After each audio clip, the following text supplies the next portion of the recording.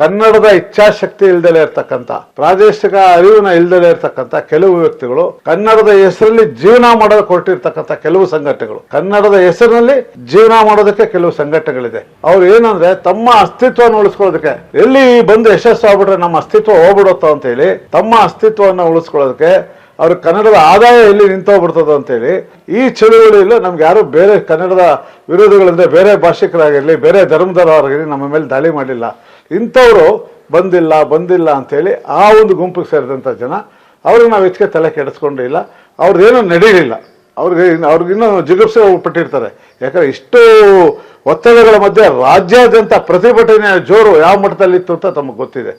ಯಾವುದೇ ಸರ್ಕಾರ ಇರಲಿ, ಬರೀ ಬೂಟಾಟಿಕೆಗೆ ಕನ್ನಡದ ಅಸ್ಮಿತೆ ಬಗ್ಗೆ ಮಾತಾಡ್ತಾರೆ.